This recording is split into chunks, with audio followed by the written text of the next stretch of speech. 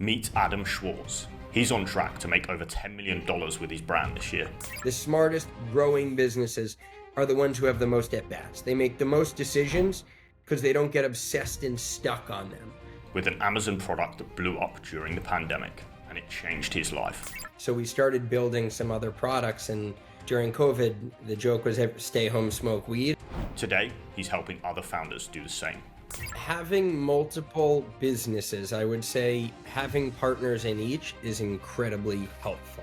Join us as we discuss the secrets to scaling an Amazon business. Finding the product business is the fastest to scale when you've hit it correctly. Why most Amazon aggregators fail.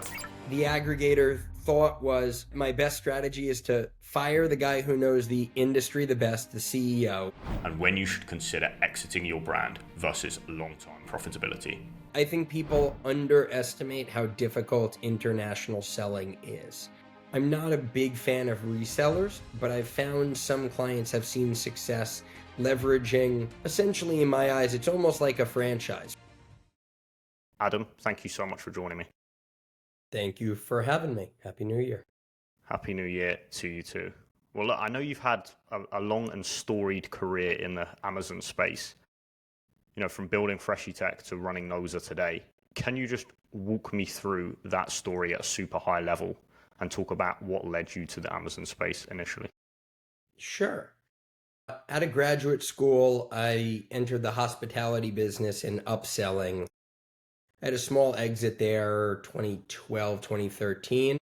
And overlapping at the end of that, I started selling a Bluetooth shower speaker on Amazon that I've been wanting to make just as I guess I'd call it a hobby for a while. And started selling 2012 on Amazon, 2012 on my website. Grew that business till 2018. That's when I founded Noza, which is an Amazon consulting agency. We're 25 people. We're right around 60 clients right now. And since then, I licensed out my old product brand that was mainly Bluetooth audio related. Used that infrastructure to explore other product opportunities. And ultimately, one of those at the start of COVID, no one was buying lower end electronics. That's when we licensed out our Bluetooth audio brand. Everyone got stimulus checks in the US, so everyone went straight to buying AirPods. And overlapping with that, we knew that time was coming. So we started building some other products. And during COVID, the joke was stay home, smoke weed. Everyone stayed home and smoked marijuana in the US. And so one of our niche products we launched was a pipe bubbler bong family that has glycerin vegetable oil in them. You freeze them. So when you're smoking weed, each hit's cold. It's easier to smoke more, and it's better on the throat. And that brand grew significantly while some of the other categories we entered were tougher. And so we put all of our chips in that basket, and it's grown significantly since then. So today I spend most of my day worrying about Amazon and also leading a brand that'll hopefully break or will break 8 figures this year, selling direct on our own website. Amazon doesn't allow us to sell in that category. Okay, very interesting. And I think there's also some tech stuff you're involved in, right? On the SaaS side. Over the 7 years that Noza's been around, we built a bunch of our own software. Ultimately, what we found was we were a consulting company with some SaaS selling two very different products, right? One was we're a great Amazon team that knows what we're doing, and the other is we're pushing SaaS, which is just outside of our comfort zone. We ultimately partnered with a SaaS company that focused on Shopify. Our SaaS was all focused on Amazon. We merged the two, and now we're silent partners in a software business as well. Nice. That's grown significantly over the past year and a half since we did it. Okay. You're in a very unique position where you're running, a brand, agency, and SaaS. Just from a personal perspective, what kind of business model do you prefer out of those three? I have different business partners in each one, and I will tell you each one dreams of the other business being the easiest and most profitable. I will say, if you have very big aspirations, I would argue the product business is probably the most difficult, and probably also there are examples in each one of massive companies, but I would say each one has its difficulties. I would say the product business is definitely the toughest to cash flow. The consulting is the easiest to cash flow, but I would say I'm finding the product business is the fastest to scale when you've hit it correctly. Interesting. And where does SaaS fit on that spectrum? Uh, SaaS is we're doing really well. We've grown significantly. I think we more than doubled in the first year we did this deal. But I would also say the most difficult part of SaaS is your competitors essentially always have infinite product. Who wouldn't want more customers? And ultimately, I think in the realm we're in, where you're not building a platform, an Uber where you're both sides of an ecosystem, there's definitely always competition and there's always price squeezing because ultimately there's someone who's going to do something similar at a reasonable price. We spend a lot of time right now innovating. The core product on the Amazon side has gotten tougher over the years. I'm sure you've heard all the FBA reimbursement issues going on. So we've started adding value by saying we're not only looking for places Amazon owes you money, but we're also looking for places where sellers are costing themselves money. Do you find like kind of being in all three parts of that ecosystem, is it like a snowball where each kind of part helps the other or not? Yes, I will say you're reaching economies of scale, right? At the end of the day, I have resources to leverage that if I just owned the freeze pipe, as an example, I have a limited amount of resources, but we'll want to update something on our website, at which point we've got partners in all different marketing channels that we can call who I work with at Noza. We've also just got experienced team members. So there's definitely some like economies of scale you get from the relationships in each. I would say even more valuable than that, most of the decisions you're left with, when people get stuck on decisions, you have two good options. Pick one and keep moving. I find one of the best learning experiences I've had by seeing all of these is most of the problems people get stuck on are kind of the same. They're different in each industry, but ultimately, if you're really down to two decisions or a few decisions and you're stuck on them, but both options are pretty good. And I found definitely just from the experience of seeing all the markets, faster, smart decisions are better than perfect, longer term decisions. Just decisions that take longer to think about. For sure. One question I do want to ask you on this before we move on is kind of balancing your time. So I'm assuming in the past, you were more heavily involved in other businesses and not just kind of sitting as the captain of one ship with an eye on the other two. How did you find that?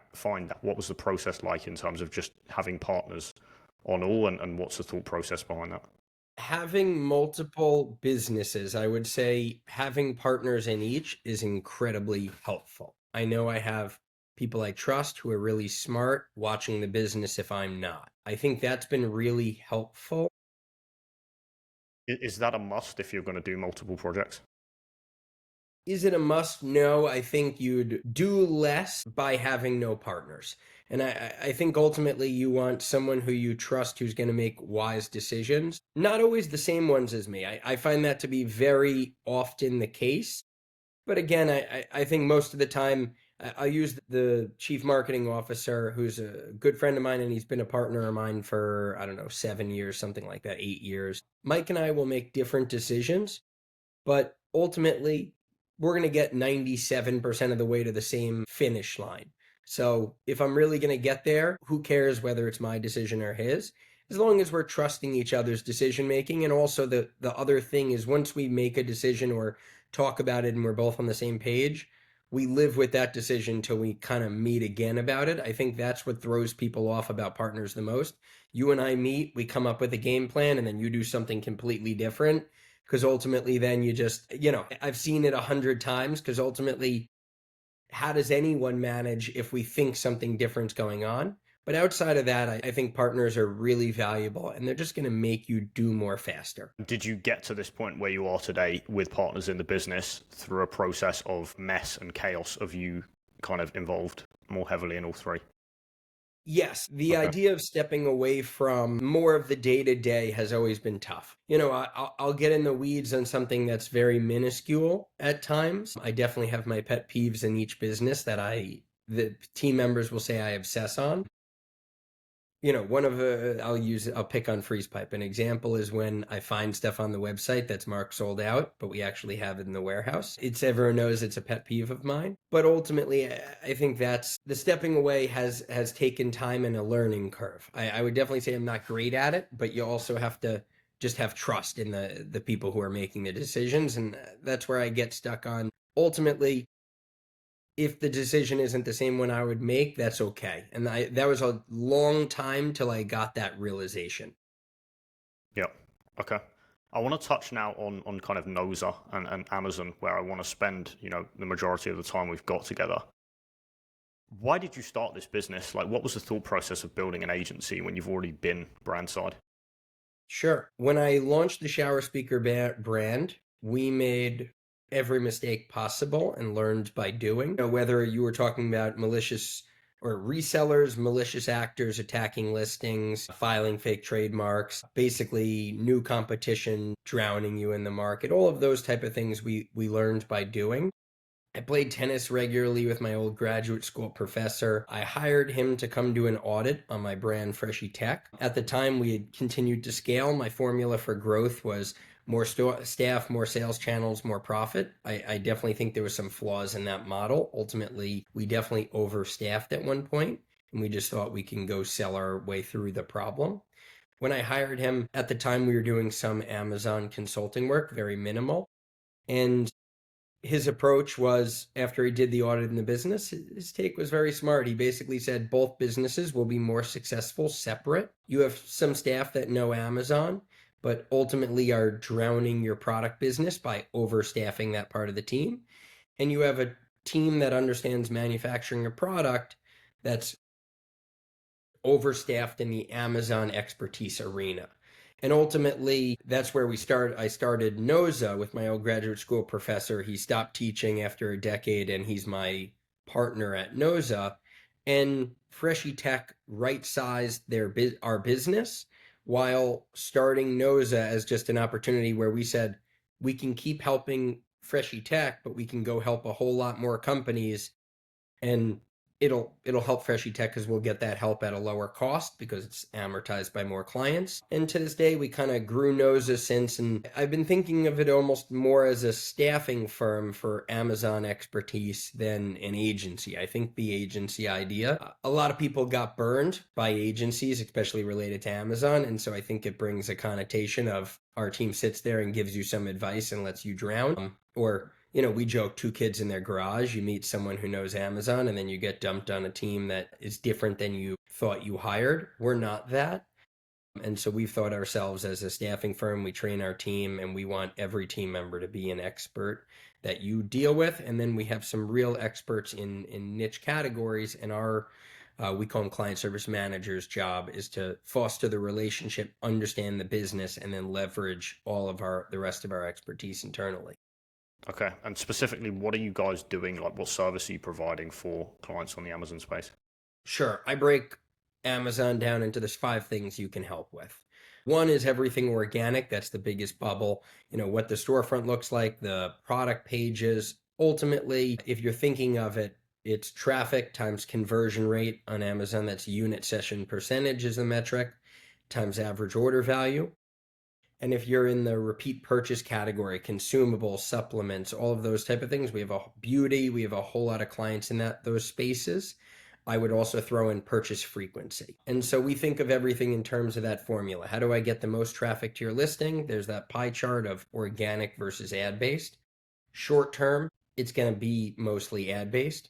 Longer term, I hope that slice of the pie that's organic outgrows the ad-based channel. That's where you're going to be more profitable. On-page conversion rate, we need to tell the right story. We need to get the right traffic. We need to have the right reviews. We need to have the right content. We need to validate that we're not just, I heard a client call this, I thought it was a good joke, Chinese crap in a box is where you tell the story that you're not Chinese crap in a box through your storefront. You're a brand that backs the product that has really good value and a history. Right. On some level, that's why people are buying from you versus the generic version next to you that's 25% cheaper. So that's everything organic. The second bubble I consider advertising. We think there's 3 reasons you run ads on Amazon. brand protection. If someone's searching your brand name, you better appear instead of them. Amazon uses relevancy score bidding, meaning the more relevant you are to the brand name, the cheaper it's going to be cost per click, or the closer you are to the keyword, the cheaper it's going to be per click. So let's bid lower. So we want to bid as low as possible while you own top of search impression share on your keyword, on your brand name, let's say. The second one is profitable advertising. Let's understand what profit means to the client and go find opportunities to advertise profitably. And what I would tell you in that realm, especially in the consumable space, Amazon does a poor job, or let me rephrase that. Our clients often don't know how often their products are being purchased on Amazon. Amazon makes that difficult. Understanding that metric, and some of our software will do that for our clients, will help our clients better optimize what profit really means. If your average customer buys from you 20 times a year, you're a whole lot more profitable to acquire a top of funnel customer who's never bought from you than if someone buys from you once and disappears. Profitable. And then the third one we consider strategic advertising. Ultimately, the benefit of, think Google SEO versus on Amazon, you could buy your way to first place on Amazon by getting more sales. And you can get more sales by spending a whole lot on ads on certain keywords. And so leveraging ads to optimize and improve your rankings on generic keywords is really valuable. And it's something I find a lot of small brands don't do and should. So that's advertising. Third is logistics. You don't want to have too much inventory at Amazon. You're tying up cost of goods sold. You're paying storage fees. You don't want to have too little or you're going to hurt your organic rankings. The fourth we jokingly call firefighting. Basically stuff on Amazon, the larger you grow, the more stuff breaks. Our job's to fix that. And then think regulated categories. The third thing we help with is logistics. You don't want to have too much at Amazon, or you're paying storage fees, you're paying for cost of goods sold tied up. You don't want to have too little, or ultimately Amazon's not going to rank you well. The fourth thing is we call firefighting. Basically, the more you sell on Amazon, the more stuff breaks, the more things you got to solve. Our job's to solve that, not our clients. And think regulated spaces, beta programs, creator connections where you're working with influencers, brand tailored promotions, different programs on Amazon. We put that all in that kind of firefighting bubble. And the last thing is we have a suite of software to aid our clients, make our teams smarter, better, faster. Ultimately, our clients are paying for our time. So if we can do things faster, it's better for everybody. But that's kind of what we offer. That was a long answer. Okay. No, it was good. So is that, when you get someone coming on board at the agency or the staffing company, are you taking care of that full kind of stack for them? We want to do everything. The only thing we don't do is touch the physical product. Ultimately, they probably have their own logistics infrastructure. Let's leverage that. You should be fulfilled by Amazon when possible. Also, and we don't take raw photography. I would say brands always have their own identity, their own goals. So we take the raw content they have, video and photos, and we'll edit it. We have 2 graphic designers on staff, but we ultimately lean on our clients for their original content. Okay, so the company takes care of brand and product, and you literally do everything else. Yeah, related to Okay. Amazon, absolutely. How important is product selection in terms of Amazon success? Really important. I hear often I'm going to speak out of both sides of my mouth. The product's really important because ultimately, if you're the 47,000th iPhone cord seller, you're probably not going to be successful. And I hear all the time from people, I can source anything. Just tell me what to go sell. The reality is most people can go source anything nowadays. The world's pretty small. And I wouldn't want to go sell iPhone cords with a generic iPhone cord. With that said, there's a whole lot of opportunities entering a large category and filling a niche hole in that category. I'll use a bad example, socks. I wouldn't want to go sell a white pair of regular socks, but if I wanted to make a niche in socks and I said, I'm going to be the high blue socks company, that's where I find companies are more successful when they have an identity and a niche they can go fill. And ultimately, they may grow into the whole category, but there's a place they're going to be a better option than the generic category winners are today. And I would say that's where I would start. How do I fill a small niche that ultimately I can grow to become a big player in a larger space, but do that slowly over time, leveraging what I've already built. What would you say to the argument that it needs to be a super unique product? You know, like you see all these Kickstarter campaigns popping up for some one-off thing. Is that the way to go, or is it what you just said? Both can be successful. I have clients who are very successful launching something that's different from everything else on Amazon. They're unique. The struggle is there's not a lot of natural traffic at Amazon then. So we need to build demand. Most of selling product in general, I would word it, especially in e-commerce, is where is my demand coming from? So if I'm building something super unique, I'm less likely going to lean on Amazon to be my top of funnel market awareness traffic driver. And you may lean more into something like Meta, where you could build a nice ad campaign and target an audience of potential customers. Whereas if I was selling a niche product in a wider category, I'm going to know Amazon has infinite traffic for socks or for a certain supplement. And if I could fill that niche, I'm going to be able to be a unique offering, competing with someone who's got thousands more reviews than me, but I'm a better niche offering than them because I'm more specific to what that person searched. I'm going to be able to absorb 5%, 10% of that traffic searching that keyword against the 5,000 review listing that's 4.5 stars, that's better priced than yours. And that's how I would grow in that category versus if I'm super unique, that's still okay, but my strategy is different. Okay, so I think that's a segue onto something I was going to cover later in terms of, you know, Amazon first or where Amazon fits into a wider channel ecosystem. So is that kind of the approach then? So if you can get demand from Amazon, take an Amazon first approach, and if you can't, then look at the other channels and, you know, Amazon is kind of benefiting from the halo effect. Is that the approach? Yes, and I would word it as Amazon or e-commerce strategy isn't one size fits all. And I definitely think, and you're in the space too, a whole lot of players who speak and talk about the space act like there's one size fits all. And I think it's quite the opposite. I think you need to understand where I can get traffic from. To me, every question is, what's the cheapest way I can get a lot of traffic early on? And so in my freeze pipe business, there was a period where podcasts were the cheapest way for us to get a lot of traffic. You know, we called it the Joe Rogan circuit, right? It's the Joey Diaz, Kill Tony, Andrew Schultz's Flagrant 2, Bert Kreischer, Bad Friends, all of those kind of in that Joe Rogan networks where we advertised. There was a period of time where those podcasts were incredibly reasonably priced. We grew our business significantly by finding that niche. Later on, social advertising has become a much better avenue for us.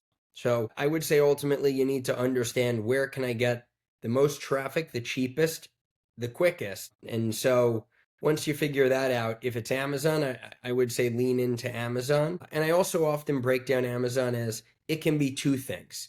It's always a marketplace and it can be an advertising channel as well. So think of it as if I'm selling something, my website's selling really strong, there's some percentage of the market that isn't going to buy from your website. Or they're going to search on Amazon and buy the nearest thing on an Amazon or a Walmart or a Target. And so Amazon's always a marketplace where if I'm ultimately getting 80% of the potential that would buy my product selling on my website, I may get 99% of the potential when I throw in Amazon because there are just some customers who are going to be more comfortable with that marketplace, who live by Amazon and are Amazon first customers. Amazon can also be, but isn't always, an advertising channel. If you're selling, and a client comes to mind who sells something in the baby category, who they are unique. They launched a unique product that isn't really on Amazon, but they're going to need to build that demand because ultimately there's fewer people searching for that generic product in Amazon. So our strategy on Amazon is going to be a wider net. We're going to look for people who are shopping in similar categories, but maybe not in the exact category. You mentioned something interesting there about marketplaces. What are your views on the other marketplaces? So I'm talking, you know, Target, Walmart. Do you work with them, and what do you think about kind of branching out beyond Amazon? We focus exclusively on Amazon. It's not that I don't think the other marketplaces are bad for brands to be on. Frankly, if I'm a large enough brand, I would make, and I thought it was logical for my brand to be on Walmart.com, Target.com, I would sell there.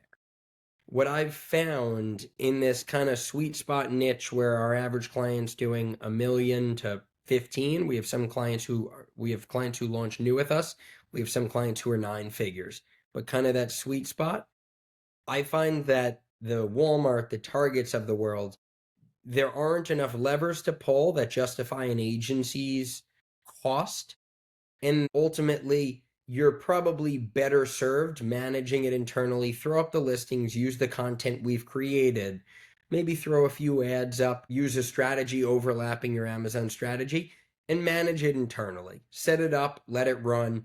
I just find those marketplaces today, for a lot of the clients I work with, have never been large enough that justifies an agency's cost.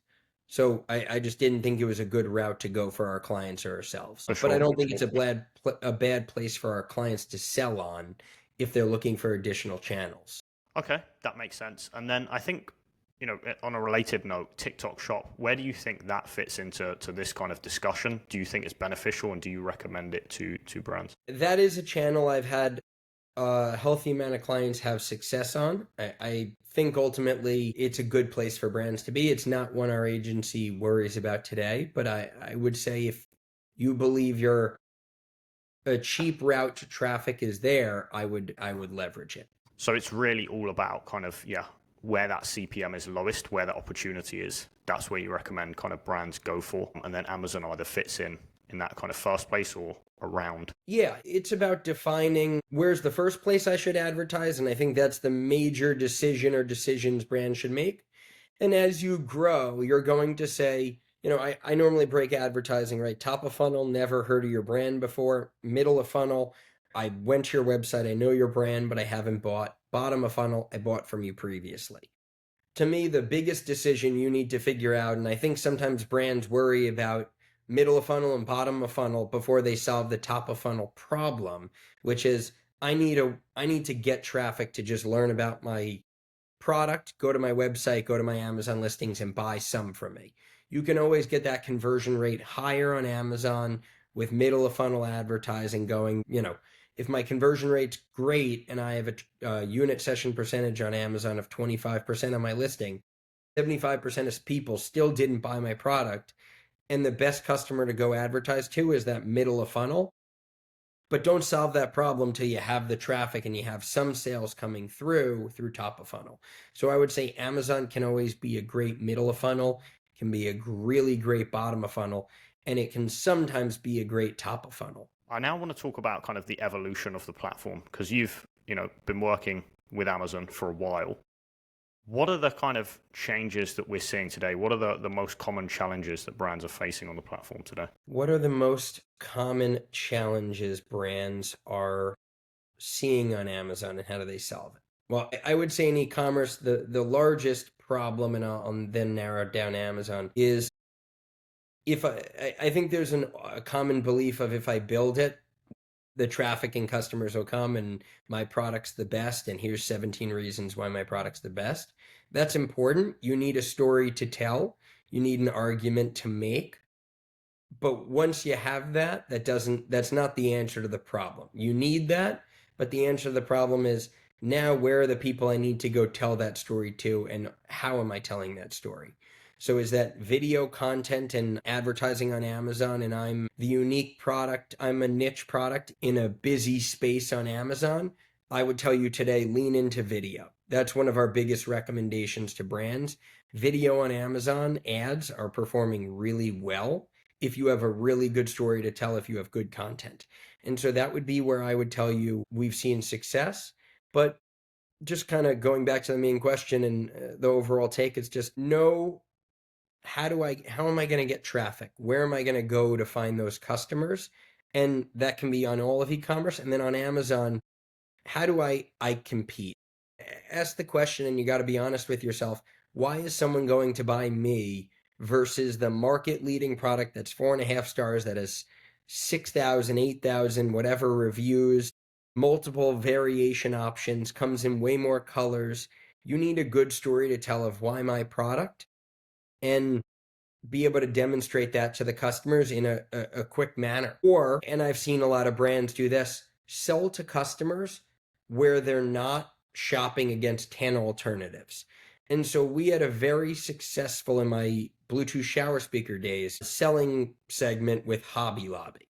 And so there was a long period of time we wanted our Bluetooth speakers on Best Buy shelf. And some very smart e-commerce, or let me rephrase that, some very smart consumer product sellers that were much larger than me at the time said, that's the wrong strategy. If you're a Bluetooth shower speaker on Best Buy shelf, it's you versus 7,000 other Bluetooth speakers. Versus if I'm at Hobby Lobby, I'm the Bluetooth speaker on a shelf of random other stuff. So it's, does that customer want a Bluetooth speaker at that exact moment or not? And so by advertising on, I'll use Meta as an example, we have a lot of clients who are doing really well in the supplement space. They'll do top of funnel on Meta. It's not, do you want to sell your creatine supplement versus the other 47 that are on the first page of Amazon, or however many are on the first page. It's, hey, I told you why my creatine supplement is great. Do you want to buy it? It's an easier question to get more yeses than which one of these 1,000 options do you want to buy. And so I would say on a high level, that's the thing I think people really need to ask themselves in e-commerce. One question I do have is, I have a few friends in kind of the Amazon space. One of their main kind of discussions seems to be around geographies. Are you guys kind of US only? And what do you think of kind of other geographies beyond the US to sell on? We have clients that are US based that sell in all markets. We manage them all. We have international clients that sell in the US market as well as all markets. I think people underestimate how difficult international selling is. I'll often hear people who they may have a $2 million a year business in the US, and they go, if I just sell in Europe, if I go launch in East Asia, I'm going to triple the size of my business. It's not that simple. There's always a lot of bureaucracy. The VAT tax thing is a big obstacle in Europe. The logistics side is always a big obstacle. Building demand is a big obstacle. I'm not a big fan of resellers, but I've found some clients have seen success leveraging, essentially, in my eyes, it's almost like a franchise, right? One of my clients built a product in the beauty space, two-person operation, him and his brother-in-law grew grew it 8 figures and then sold it. One of the genius things he did was outsource what he can. And I like that model. When I started my Bluetooth speaker business, did the opposite. I built a warehouse. I hired a team. Frankly, if I could go back in time, rather than increasing my operating cost and expenses, I'd rather have built that into my cost of goods sold. I think it's an easier way to scale your business. So instead of building a giant infrastructure, if I went, I'm going to use a ShipBob, right? That's who the person I'm thinking of used, and was able to much easier scale because it was just part of every unit sold was that cost versus if I have a great month, maybe I saved a little by having my own operation. But if I have a bunch of mediocre months, I'm overspending like crazy. So I would say what he did to get back to it in international e-commerce was he found a partner, almost like a franchisee that built Europe. He owned the rights to take it back at any moment, but someone built a multi-million-dollar sales channel for him that ultimately, before he sold his business, he got to take back in-house. That I thought was a smart way to do it, but this is a long answer to, it's always tougher, more expensive, more time-consuming than everybody thinks.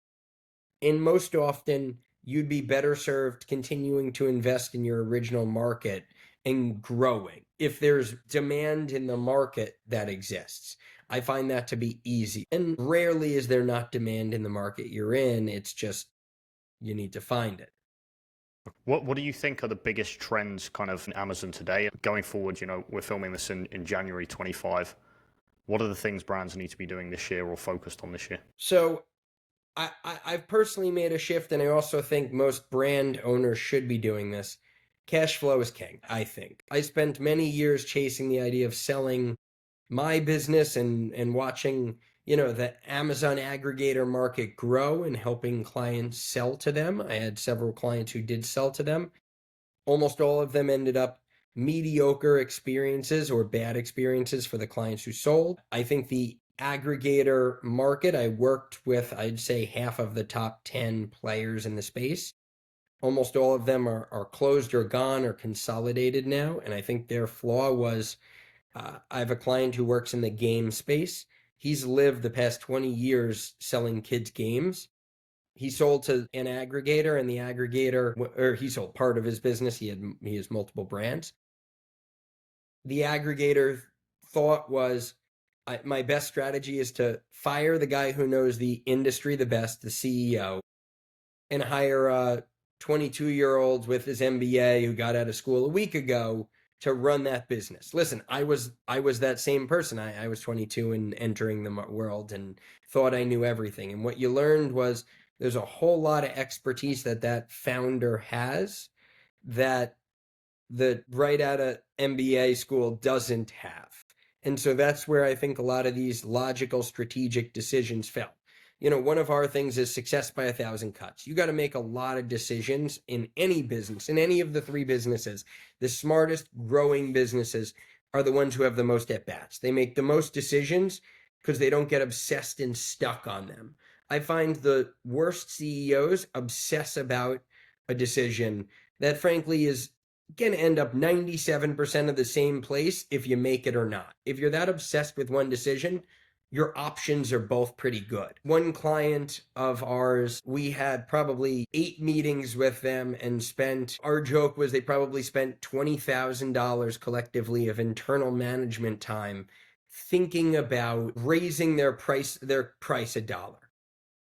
They didn't like that we were more cavalier. Hey, listen, if you have the flexibility to raise your price, let's raise it. Watch the unit session percentage. Does it stay as good or is it better even, which sometimes happens. If it stays the same or is better, you made money, let's keep it, right? And so that was a decision that we went, hey, let's try it. On Amazon, the great thing is you could test it out. If it works, let's do more of it. Maybe raise it another $1. If it doesn't work, we can go back and lower it $1. And that client I'm thinking of, whether it was $10,000 or $20,000 of labor to think about that decision and meet about it and agonize on it. Ultimately, they sold a couple thousand units a month. So the decision was worth at best, Amazon fees are 15% referral fee in most categories. So all it was worth 85% of an extra $1 per unit, a couple $1,000 a year. You would have been better off going, let's try it, yes, and then our team would implement it and move on from that decision. And if that decision isn't the right one, you'll shift back. But if it is, you made a couple grand extra a month and now you're on to the next decision. Yeah, for sure. I definitely spend too long making silly decisions. So I feel that, and I've actually made a note of that. I guess, sorry, to get back to the roundabout I was going to, where the market's going. We saw the product aggregator business grow and fail, multiple a profit, but the lines on that were very obscured and they were trying to make profit look as large as possible. And it was a bad strategy for them. They were poorly managing it. We saw the SaaS aggregator market grow. I think that's entering a world that's going to be tougher with the FBA reimbursements paying out less than they otherwise would. There were 2 big aggregator markets. There was another big whale in the space of FBA reimbursements. I think we saw that grow and fail. I think we're in a world of healthy profits are going to be most successful. I mentioned my business partner, his name's Alan. He's my old graduate school professor. He used to joke in graduate school, he could make a $1 billion business. Absolutely. If he went and raised money, he would sell $100 bills for $50. Ultimately, you're going to fail if you do that because at some point you can't scale and borrow more people's money or raise more money to keep doing that. His example was there are a whole lot of SaaS companies that are doing that. They're building a product that costs them $1 and selling it for 50 cents, which is unsustainable. Amazon aggregator market, we saw that happen too. I would say if you build a profitable business, everybody's interested in buying your business at some price. If I'm making $5 million a year in a business, you would want to buy my business. You may say, hey, listen, I can only spend 100 grand, but there's a whole lot more customers looking to buy a profitable business that's distributing money than a business that's only a strategic acquisition. Okay. So you're saying focus on profit because ultimately that will then lead to the best exit. You're not saying like ignore exits altogether. Yes, correct. Okay. In And terms of the, what go I on. would also say on that is if you're profitable, it's easier to solve all the random problems that comes a CEO's way. A good example is one of my clients, and they're a very large 9-figure brand. They did the math in 2024. They've been with us since Noza started 7 years ago. And when they looked at their math, Amazon's fees through a bunch of mechanisms basically went up significantly in 2024 versus 2023. If you have a nice sized business with margin, even if some of your margin gets eaten, there's a lot of ways to solve that problem. And that's why ultimately, if you're destroyed by Amazon's lowering their FBA reimbursement some percentage, or they raised an extra fee someplace, if that destroys your business, that's not the problem. Your problem is your business didn't have the right margins. And so that's where I would go first. Make sure you're making good profit every day. You can always reinvest it in growth, but once you're making a healthy amount of margin, healthy amount of profit, it can solve a lot more problems. Okay. My next question is in terms of that exit. I know kind of multiples have come off recently in the past few years. Where do you think they are kind of currently, and how do you see that evolving going forward? Where do I see that currently? I am seeing more acquisitions over the past 3 months than we've seen since the Amazon aggregator fall. I'm seeing, just again, I'm not the expert in this, but I am seeing brands. One of the big thresholds I see is over 5 million a year in profit. Some people will say 4, some people will say 5, but that's the big threshold where if you're distributing that amount of money, strategics want to buy you. You're probably, and again, the multiples may be different or are different in every category, but you'll get closer to that 5 to 7, maybe even higher multiple on a simple business in the product space. If you're above 5 million, if you're above 1 or 2 million, you may be looking at 3 or 4. I think it's going to be much more niche specific nowadays than when we saw the Amazon aggregator market made it 4.5, 5, 5.5. We saw it grow consistently, almost irrelevant of the category. And you saw very brands that were doing well at the start of COVID, but were very unprotected, got very high multiples, and brands that I thought were more protected. And one of the things I learned in the Amazon Bluetooth speaker space is we were putting junk in a box from China. And one of the struggles is that there's a whole lot of distributors out there who can probably, or not probably, who could source in larger quantities than me to get a better price, import in larger quantities than me to get a better price. And also, ultimately, their price was more competitive, didn't care about building a brand, but would bottom feed off of your brand building. And the struggle with that is they, by nature, want the easiest path to success. So if you want a great brand, do something that's difficult. Do something that everybody else doesn't want to do. And that's going to help you grow faster, better. And the example of that is, although I would try and have as light a infrastructure as possible, I said I would outsource logistics. Frankly, I would if I was selling something that my IP was the barrier to what makes me unique. Freeze pipe, my barrier to what makes me unique is there's a bunch of laws around importing that make my space very complex. We in the US fill our product with the glycerin vegetable oil. We have a manufacturing process in our own warehouse. We also allow some levels of customization on our products. You could sandblast your name on the side of your bong if you want. No one else in our space is doing that. And I think that's one of the, although most of my customers don't do that, those are the way I'm growing in a space that you could go import product from China, product from India in my space. That just is very generic and going to be bottom feeding off of brand building that's going on. But we're going to do more unique pieces. We're filling it in the US. We have a gluing process that allows a lot of customizations. You can get certain colored glycerin in ours that some of our competitors don't do. Our stock, we can actually interchange parts of it. So essentially it's like I have more stock than I actually do compared to a competitor because they have a product in a box from China, and I have parts that I can make, 6 different products with my parts. A strategic advantage that I have, that I would say, what's my strategic advantage? It may be IP for a certain client.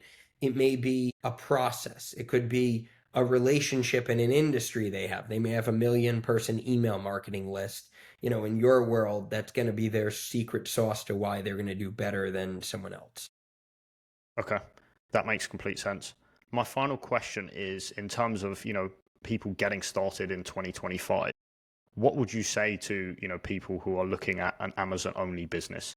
Do you think they should do that, or do you think it's part of a kind of wider ecosystem and other channels? There's definitely a world where people should do that and it can be successful. The place I would try and, if I was a new brand launching today, and it's something I overlooked when I launched my brand, and I would say many new companies overlook, they believe the product is going to solve all problems. An amazing product's really valuable. But when you're going to invest in hiring an agency, I always tell people, at the very least, have a budget of $1,000 a month when you're launching with Noza, let's say, to at least get statistically significant data on advertising. The reality is, if I was starting again on a product and focusing on Amazon as the at least first sales channel I'm going to, or largest or only, you're better served with an advertising budget to go buy the expensive sales early on. And what I mean by that is, ultimately, I launch a product on Amazon, few sales are going to come in organically if I have no mechanism, if I don't have an email list, if I'm not running meta ads. Why am I going to get traffic? Maybe I'm going to fill in a few organic Amazon holes that'll drive a little bit of traffic, but I need to go get a lot of traffic. So I'm going to buy it. And I would tell people, if you're hiring an agency, you invested in a product, have the marketing budget with the awareness to go, an agency's job is to find what's the cheapest way I can get acquisitions and go put dollars towards it. In the first wave, you want to find what's your best A cost, what's the lowest A cost, what's the highest ROAS, right? What's the best return I can get on my money? And then go spend money there, even if the return isn't profitable. You need to get reviews, you need to get traction on your listing. So ultimately, algorithm is going to trust you better. And so we can always squeeze out more profit as you're growing. We can raise the price. We can make an upsell bundle that's going to raise your average order value. We can run bottom of funnel advertising. So if you're selling a supplement, people will buy it every month because we're reminding them. We can do a bigger discount on subscribe and save so more people do that. The toughest part's the traffic. And so I would tell you, for early on, everybody doesn't operate as fast as they should at getting traffic and buying it. So using your world, I have customers who sign up with us. They have a nice off Amazon business and are launching on Amazon, and they have a really big email marketing list. And what I'll tell them is, if you're investing in an agency, you're investing in Amazon, and you expect it to grow large, you have a giant value, you have an asset, the email list, leverage it. Sometimes people are too scared to. I don't blame them if that's the case. But I also go, you need some traffic driver early on. That's going to be your example and your benefit. If you don't have one, be ready to buy it. And that's okay, right? Like I invested in a buddy's business that does 3D printing, smaller, they hate the term tchotchke, but tchotchke products on Amazon, Christmas ornaments, aquarium related products, beach bag accessories. And what works the best is, see something that works a little, go invest and buy your way to better organic rankings, buy your way to essentially customer trust by getting sales, getting reviews, and then you're going to slowly have to lower that purchasing, or at least right size it, right? We think of it as a term called TACOS, total advertising cost of sale. Ad spend divided by all of Amazon, or all of Amazon sales. It's a percentage. So if you said, I'm going to have a TACOS of 10%, you do 100 grand in revenue a month, you're going to allocate $10,000 towards advertising. Long term, that's the model I'd recommend. It's going to help your P&L. It's going to help an agency like us, advertise in those three bins: brand protection, profitable advertising, strategic advertising. It's going to help us grow there. The problem is everyone gets obsessed with that early phase. I need a really high ROAS, really good. My ROAS is 1.5. If that's the best ROAS you're going to find, you can spend eternity growing really slowly, wishing for friends and family telling people about the product, and it grows organically. You can, all of that can grow organically slowly, or you need to find the secret sauce where you get traffic. And I would say you could still buy your way to get over that hurdle. You go spend money on ads, get a bunch of reviews. You're going to get a good star rating. You're going to get more reviews. You're going to slowly start ranking because you built trust with Amazon. And then over time, you're going to right size that ship by coming up with a tacos metric that's profitable for you. So if you had a budget of $3,000 a month for the first 3 or 4 months, a lot of our clients at that point, anywhere from month 3 to month 6, slowly start shifting to that tacos model where they're much more profit focused, or at the very least, they're grabbing profit and then reinvesting it because they want growth faster. But I think just everybody gets stuck on that stage early on. And what I'm saying isn't you have to spend money blindly on Amazon. You need to know where your traffic's going to come from. And in the worst, best scenario is go buy it, right? If you have an email list, that's better. If you're an influencer, that's better. If you have meta ads that are successful on your website, let it rain over some traffic onto Amazon. We call it more middle of funnel. Top of funnel, building brand awareness to your website on Meta. Middle of funnel, hey, you went to my website, you didn't buy. But if someone went to your website 2 weeks ago, but hasn't revisited, hasn't bought, maybe make that meta ad point at Amazon. That's where we go, top of funnel, doesn't know you. Middle of funnel, went to your website before but didn't buy. The average website's conversion rate, who's doing great, maybe it's 3%, 97% fit in that bin. And then who go back and buy again, maybe a percent or two more. That still means there's 95% of people who were interested enough to watch your video, click on your link, but didn't buy from you. Let's try throwing some of that traffic after a couple weeks of trying on that meta ad to Amazon. And that's going to be a traffic source. So to me, it's where do you get the traffic source? And the best, worst scenario is go buy it. And I think that's underrated. No, I think that's good advice. I think that's a great place to end. Adam, thank you so much for coming on. I've learned a lot in terms of, Amazon obviously, but also general business kind of insights. You've done a lot and, a lot of variety. So yeah, very good to have you on. Before we go, where can people kind of get in touch with you? And typically, on the Noza side, what size brands, what sectors of businesses do you work with? Adam at Noza.com. Noza's Knoza. Think spelled like Canoza. It's the end of Amazon backwards, and then we put a K in front to show not like knowledge, the word knowledge. You can always find me at Adam at Knoza.com. And was there another part to that question? Yeah, any kind of specifics in terms of ICPs for brands, size, sector, etc. We don't limit ourselves to any specific category. We like to learn in all different ones and take that knowledge and share it.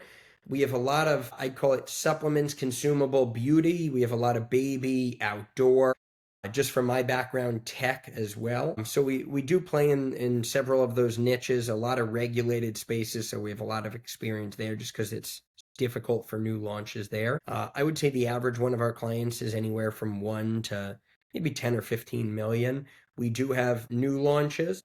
Hopefully they grow to that million thresholds quickly.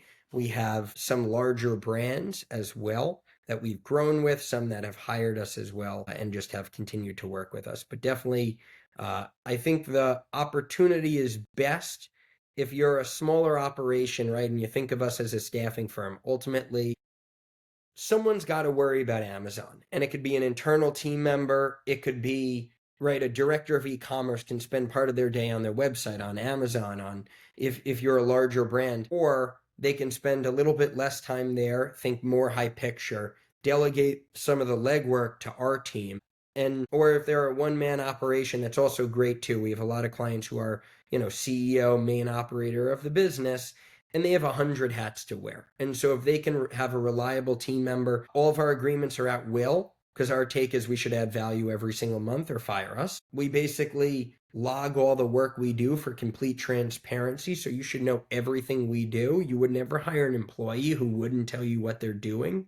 We're not any different. And also, all of our team is US based. And I think that's pretty good in our space. We're in a tougher space. I think there's a whole lot of two kids in their garage. We kind of call it jokingly. I woke up last week and decided I'm an Amazon expert. We spent over a decade being in the product space ourselves, learning, selling before we decided to be an agency. I think that's a unique part of us.